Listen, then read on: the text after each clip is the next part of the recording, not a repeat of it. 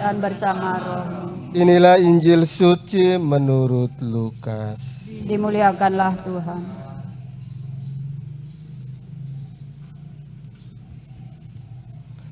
Pada suatu ketika orang berduyun-duyun mengikuti Yesus dalam perjalanannya. Sambil berpaling Yesus berkata kepada mereka, "Jika seorang datang kepadaku dan ia tidak membenci bapaknya, ibunya, istrinya, anak-anaknya, saudara-saudarinya, bahkan nyawanya sendiri, ia tidak dapat menjadi muridku. Barang siapa tidak memanggul salib dan mengikuti aku, ia tidak dapat menjadi muridku.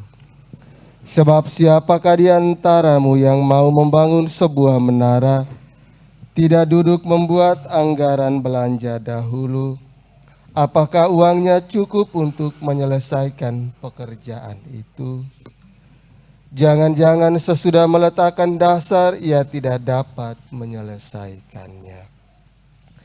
Lalu semua orang yang melihat itu akan mengejek dengan berkata, "Orang itu mulai membangun tetapi tidak dapat menyelesaikan." Atau raja manakah yang hendak berperang melawan raja lain, tidak duduk mempertimbangkan dulu, apakah dengan 10.000 orang ia dapat melawan musuh yang datang menyerang dengan 20.000 orang? Jika tidak dapat, ia akan mengirim utusan selama musuh masih jauh untuk menanyakan syarat-syarat perdamaian. Demikianlah setiap orang di antaramu yang tidak melepaskan diri dari segala miliknya tidak dapat menjadi muridku. Demikianlah sabda Tuhan. Terpujilah Kristus. Suster, Oma dan Opa, Ibu Bapak, anak-anak, saudara-saudari, umat beriman yang dikasihi Tuhan. Rasul Paulus dalam bacaan pertama tadi menasihati kita, apapun yang kita lakukan kepada sesama, anggap saja itu kita melakukan kepada Tuhan, maka itu harus dilakukan dengan sepenuh hati, tanpa bersungut-sungut.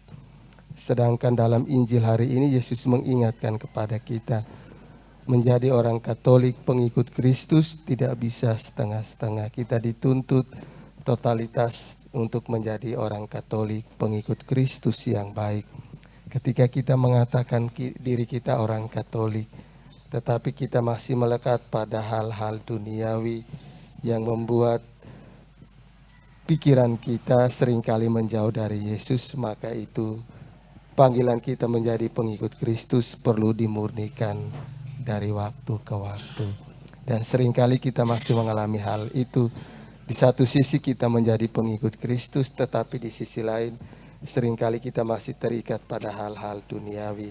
Maka setiap kali kita merayakan Ekaristi, kesempatan bagi kita untuk memurnikan panggilan kita menjadi pengikut Tuhan yang baik. Semoga hari ini kita mampu menunjukkan bahwa kita menjadi orang Katolik yang baik, yang tidak terikat pada hal-hal duniawi.